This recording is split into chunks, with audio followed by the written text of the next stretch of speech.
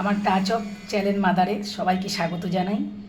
আজকে আমি তোমাদের ভেন্ডি আর আলু দিয়ে একটা রেসিপি করে দেখাবো। এটা গার্লিক উইথ লেডিস ফিঙ্গার নামও দিতে পারো, যারা দেখবে খুব ভালো লাগে খেতে। এটা করে দেখো।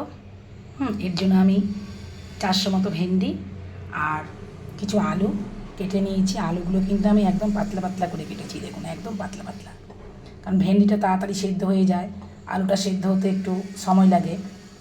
এরকমভাবে কেটে নিয়েছি। আর কতগুলো কাঁচা লঙ্কা নিয়েছি, পরিমাণ ঝাল মতো যার যেমন লাগে নেবেন। আর রসুনটা একটু বেশি লাগবে, একটু বড়ো সাইজের রসুন নিয়েছি। আর ফোড়নে দেওয়ার জন্য 2টো কাঁচা লঙ্কা, একটু জিরে নিয়েছি। কড়াইটা আমি গ্যাসে গরম হতে দিয়েছি। আর এইদিকে আমি রসুনটাকে পেস্ট করার জন্য মিক্সার গ্রাইন্ডারে দিয়ে দিলাম। রসুনের সাথে আমি কাঁচা লঙ্কাগুলো সব দিয়ে দিলাম। আপনারা ইচ্ছা করে শুকনো লঙ্কাও দিতে পারেন, কাশ্মীরি লঙ্কার গুঁড়োও দিতে পারেন। আমরা যেহেতু বলেছি আমি একদিন আগে আমরা শুকনো লঙ্কা খাই না, আর এখন শুকনো লঙ্কা না খাওয়াই ভালো, তাই আমি কাঁচা লঙ্কা দিয়েই করি। কড়াইতে আমি তেল দিয়ে দিয়েছি, তেলটাও যথারীতি গরম হয়ে গেছে। এবার আমি শুকনো লঙ্কাটাকে দিয়ে দিই।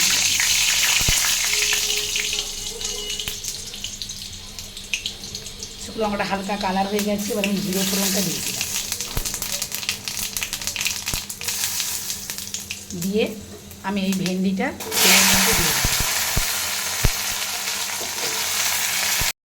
এবার আমি সব ভেন্ডিগুলো দিয়ে দিয়েছি কড়াইতে, বা কষাবো একটু। এবার গ্যাসটাকে একটু সিমে করে দেবো, দিয়ে একটু ঢাকা দিয়ে দিয়ে কষাবো। একটু কষালে রান্না সবসময় টেস্ট হয়। আর এই ফাঁকে আমি রসুনটা পেস্ট করে নেব, রসুন আর লঙ্কাগুলো পেস্ট করে নেব।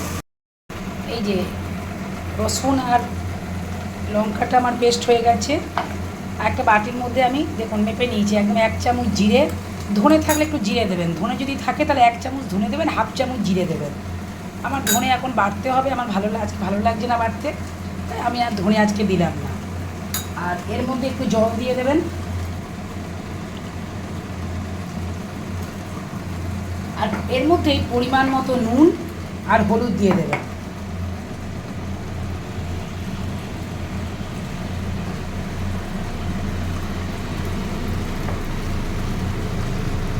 পরিমাণ মতো যার যতটা হলুদ লাগবে দিয়ে দেবেন। আর এই রসুন আর লঙ্কার পেস্টটা এর মধ্যে ঢেলে দেবো। আর এইটা ধুয়ে জল নিয়ে নেবেন, তাহলে আর নষ্ট হবে না। দেখুন এটা কষানো হয়ে গেছে। আপনার দেখুন কোনো রকম জল কিন্তু আর নেই এর মধ্যে, একটু জল নেই। রান্নার সাথে এই টিপসটা খেয়াল রাখবেন যে এই কষানোটা যেন ভালো করে হয়, তাহলেই রান্না দেখবেন এমনি ভালো হয়ে যাবে। এবার আমি এই পেস্টটা যে করে রেখেছিলাম সেটা এর মধ্যে দিয়ে দেবো। রসুন, লঙ্কা, জিরে আর হলুদ দিয়েছি, আর কিছু কিন্তু দিইনি। পরে একটু চিনি দিয়ে দেবো।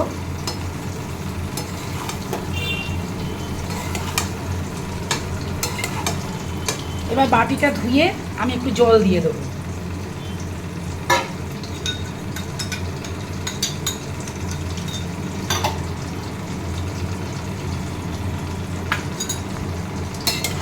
কালার করার জন্য আপনি কাশ্মীরি লঙ্কার গুঁড়োও দিতে পারেন, টেস্টটাই যথেষ্ট।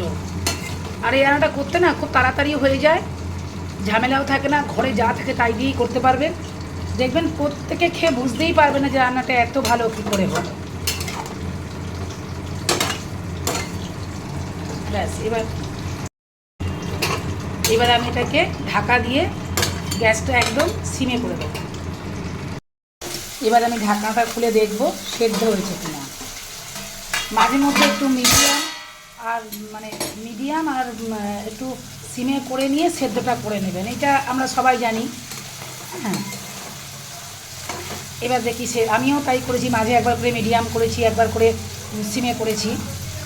এই যে দারুণ ভেন্ডি তো সেদ্ধ হয়েই গেছে, আলুটাও দারুণ সেদ্ধ হয়ে গেছে। দেখুন অনেকগুলো আলু ভেঙেই দেখলাম সেদ্ধ হয়ে গেছে।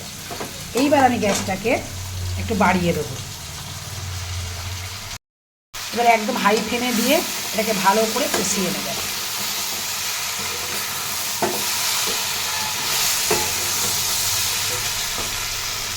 এবার একটু চিনি দিয়ে দেবো, চিনি দিয়ে একটু নেড়ে চেড়ে নিলেই এটা মোটামুটি আমার একদম কমপ্লিট হয়ে গেছে রান্না। চিনি দিয়ে একটু নেড়ে চেড়ে নেবেন, ব্যাস এই রান্নাটা কমপ্লিট।